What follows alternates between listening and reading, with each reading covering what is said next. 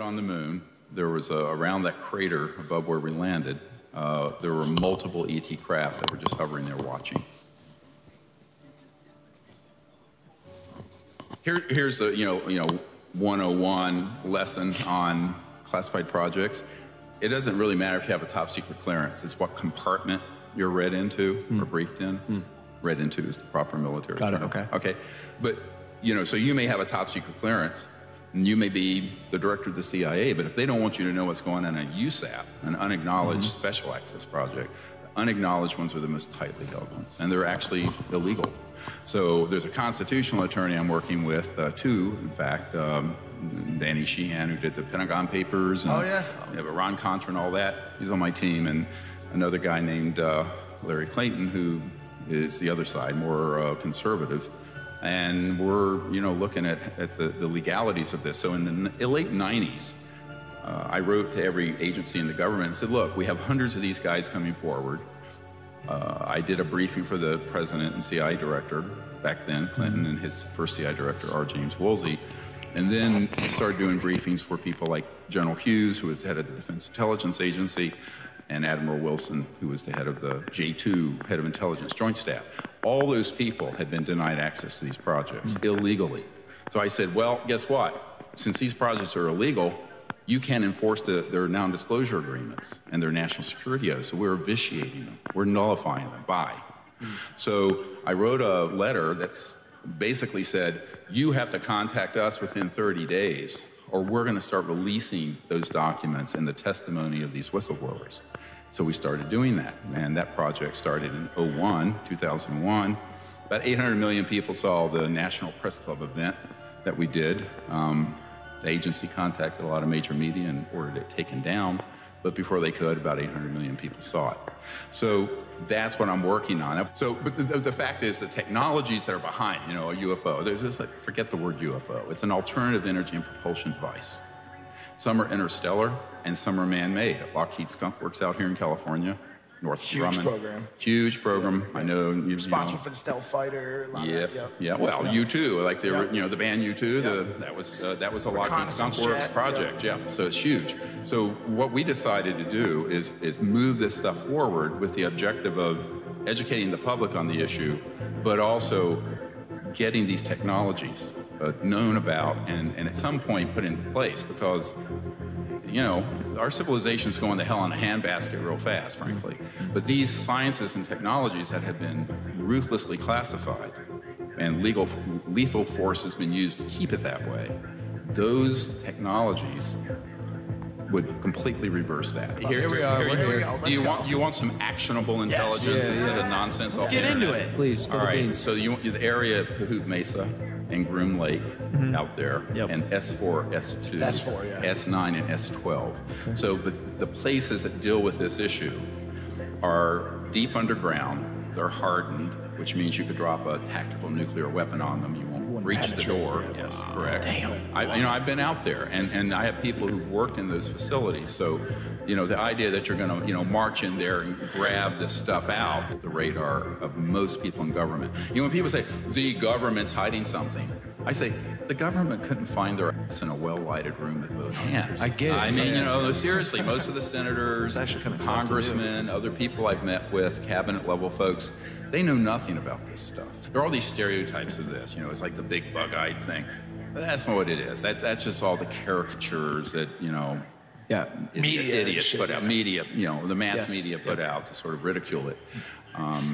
But to get back to your question, when I started this project in 1990, it was really for people to do what's called close encounters of the fifth kind, which is when humans initiate the contact. And within a couple years, we had 4 of these ET craft pop in near Pensacola, and it was on the front page of the paper. And what they were saying, they weren't a threat. They were saying, look, don't blow up this beautiful planet, but if you do a mutual assured destruction all-out launch, we can take a lot of them offline so the Earth isn't destroyed. That's why they're here. Wow. They're here to sort of be a check to the madness of what's been going on for 70 years on this planet. All right, so the technologies that are really advanced have been all classified. And I call this the lost century. There's 100 years of development of our civilization that's been stolen from us. That there's a group of people who control this issue, that are trying to sort of agent provocateur, to provoke an interplanetary incident. So the next war, World War III, will be interplanetary. And there is a serious group of nut jobs, and they have to be put on a leash and stood down fast and quickly. And the trigger, when unacknowledged hit hundreds of millions of people seeing it, this group started releasing stuff to the CNN and Washington Post and New York Times under cover of a group that from a boy that I used to teach on this named Tom DeLong, the Blink-182 guy. Oh yeah, he's huge on it. Okay, but what happened is that his interest got hijacked by militarists whose every bit of information they're putting out has to spin, it's a threat to the national security, our sovereignty has been invaded.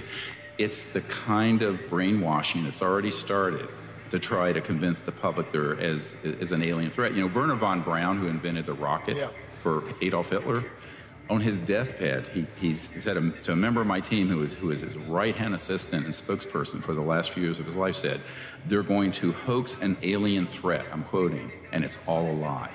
So we are actually in the last year at the point where they've started on that plan. Well, and that's why we're doing this next documentary. Is that through movies? We have got to intercept this plan and stop it. Or if you think 9/11 and the Iraq War was a cluster, this is going to be that 1,000 times worse. So, and I'm telling you, I'm not trying to scare people, but you know, the future of what we're going to do and have on this planet is hanging in the balance, and we're going to have to wake up. It's more like, you ever see the movie Independence Day? Yeah. That was right out of central scripting from the CIA, because I mean, you know, let's unite the world around an alien threat. Go Google Ronald Reagan's address to the United Nations when he said, and I'm paraphrasing, he said, wouldn't our job of creating a world peace and unity be easier if we had a common alien threat? Yeah, well, that's, you know, all the movies in Hollywood is like scary, scary. That's killing. Hey, you want to know what's scary? Go look in the mirror. What humans are doing to this planet, have done to each other for the last few thousand years, you know, and now we have the ability to destroy all life on Earth. Yeah. My own take on this is that these civilizations, you know, think that we're off our rockers, right. And we're an existential threat to ourselves and to others, perhaps. So. I don't think there's any evidence at all that there's anything to worry about in terms of being frightened. So I always tell people, you know, we tend to project onto others our own garbage, right? So I think what people are doing by all this fear-mongering stuff, they're projecting our own baggage on these other civilizations, when in reality, I think these other civilizations have gone this way before us, have survived the technological point where you know, figure out how to create a nuclear weapon, and have survived that psychologically, spiritually, however we want to look at it, socially. We haven't quite gotten there yet, and that's the big challenge of our time. Can we become a peaceful, global, and interplanetary civilization or not? And this is a question to be answered. So it's really a macro, it's an economic story and a technological story. I tell it's not so much about ETs or aliens, it's more about us. Why are we lying to each other? Well, because there are very powerful people. And I'm not talking about the 1%, I'm talking about the 0.000000001%. You know, if you got $100 billion like Jeff Bezos, no one gives a flying whatever. There's 2.3 trillion with a T dollars missing out of the Department of Defense budget, unaccounted for. Sorry, words. Where has that been going? It's going into these unacknowledged projects. Unacknowledged means so deep black that even I briefed the admiral who is the head of intelligence for the Joint Chiefs of Staff, and then later the director of the Defense Intelligence Agency, and the CIA director, personally, sitting like this. None of those men had been briefed on these projects, and when they asked about them, were told, you don't have a need to know. I would come in with top secret documents that were not declassified that I have. The reason I'm not in prison is that those documents have come out of illegal projects, and so they can't prosecute me. If the underlying project's illegal, they can't prosecute me. I can prove it. This is why I'm not in prison. I should be in federal prison. If I was releasing information that was being run legally in a secret program, just a normal top secret program, I'd be gone. The things that people are seeing that they assume are alien are in fact counterintelligence operations designed to scare people to death. And they don't have to do that very often. to get a buzz created, a zeitgeist going.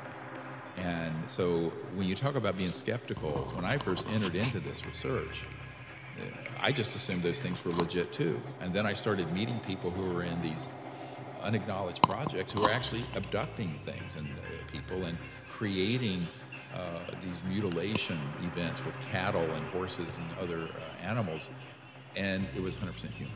And I went, what in the world? I had a guy at the agent CIA tell me, he said, you know, the truth is much more bizarre than the fiction everyone's believing. Yeah. And if you tell people the truth, they won't believe it because they've been brainwashed to believe the fiction. It's opening our eyes to it. And the biggest secret in the CIA, I'll tell you this, it's not the UFO and ET stuff. It's the science of consciousness.